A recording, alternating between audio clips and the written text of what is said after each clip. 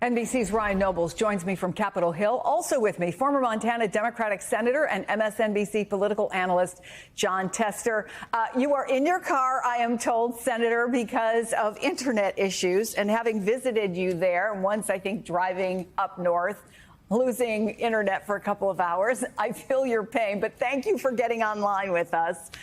Look, let's talk hospitals. You know this dynamic. 92 rural hospitals have already closed in the last decade, and nearly half, according to the most recently available stats, now run at an operating loss. So what are the stakes here for rural Americans? The stakes are huge, and it's not just for the folks that are on Medicaid. It's on everybody. We got a situation where you've got rural hospitals that are literally hanging on by their fingernails. You do the things that's in this big, beautiful bill. I've got a different name for it, but I won't use it right now. That's in this bill. And hospitals are going to close. And rural hospitals in rural America are going to close. And then not only do the people who don't have Medicaid not have health care, everybody else doesn't have access to health care either. In my particular case, for example, the hospital's 13 miles away from where I live. If that hospital closes, which I believe it will under this bill unless it's modified greatly, then the next hospital's 50 miles away, one way. Then the next hospital after that's 80 miles away, one way. And I don't live in the most remote parts of this country. So I've always said that if you're over the age of 50 years of age and you don't have access to health care, you can't live in that community. And that's what's going to happen to rural America. We've seen a mass exodus over my entire lifetime from rural America. This is going to expedite that mass exodus in a big, big way. And I'm not even talking about the jobs that are going to be lost or the people that are going to be infected in a way where it could cost them their life. Yeah, you make a good point that in many of those communities, hospitals are the major or certainly a major employer. So, Ryan, given this news from the Senate parliamentarian, what would it mean for the bill and the Medicaid cuts in it specifically?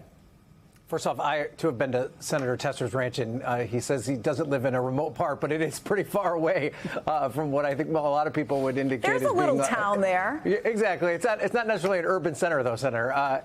But, yeah, I think that to the point about the parliamentarian ruling here, it is a key part of this bill, and it is a key part of how these rural hospitals are funded, and it's through a mechanism called the provider tax credit.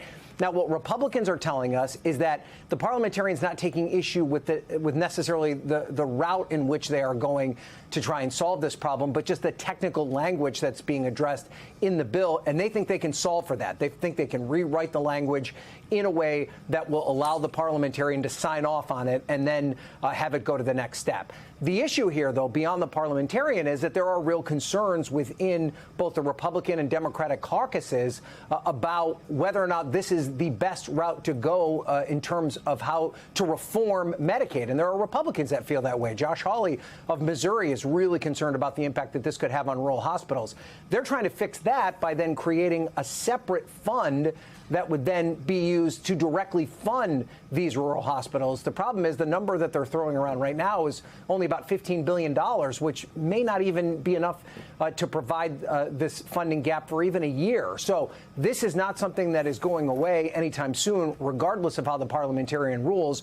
But Republicans say they are going to push ahead, and they plan to put this bill on the floor perhaps as soon as tomorrow. So it seems as though nothing is going to stand in their way as this moves forward.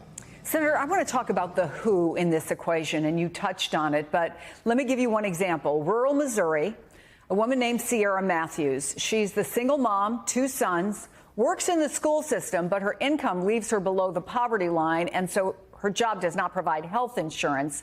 Medicaid changed that for her. Take a listen. In this small town in rural Missouri, past miles of farmland, is where Sierra Matthews lives with her 2 young sons. Gotta pace yourself better. Before Missouri voted to expand Medicaid access in 2020, Sierra, who works in the public school system, had no health insurance, and she falls below the poverty line. Medicaid kind of gave you almost like another chance at life. Oh my God, yeah. I 100% have been a completely different person just from the diagnosis alone. Sierra finally received the mental health treatment she says she desperately needed. What do you think it would mean for her to lose access to that medication? She just wouldn't be doing as good. I love her. You know, two little boys saying they love their mom. So she is working without treatment. She doesn't think she might be able to. Do you think, Senator, because you've lived this with other members of Congress, do you think there's a misconception about who the people on Medicaid are? Oh, absolutely. Absolutely. These folks are the vast majority are working Americans, and they're a big part of our economy. And healthcare is expensive, and a lot of these folks can't afford it. And without Medicaid, they'll go without it, and then they won't be able to be at work. And by the way, then those costs won't go away. They'll either have additional healthcare costs, or worse, that it'll take them out. So that's important. What's also important to remember is that the Republicans are pushing this bill. If these hospitals close, they ain't never opening up again. It's over with. The rural America that those hospitals support no longer will exist as we know it.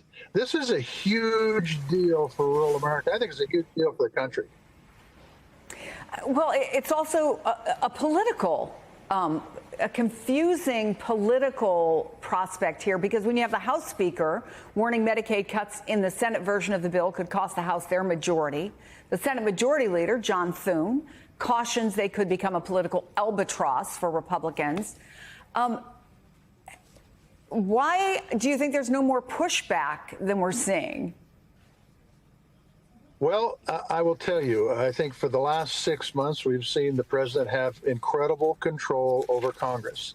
And I really think some things would not have happened if Congress would have spoke up and used their checks and balances that they've needed to do. But for some reason, he has incredible control over the Republican part of the Senate and the House, too. And I think this is they're trusting that what's going to happen here isn't going to be as bad as what people say it's going to be. And they think, well, over time, this will all pass and things will just be fine. I have a totally different perspective. I think over time, this is going to get worse.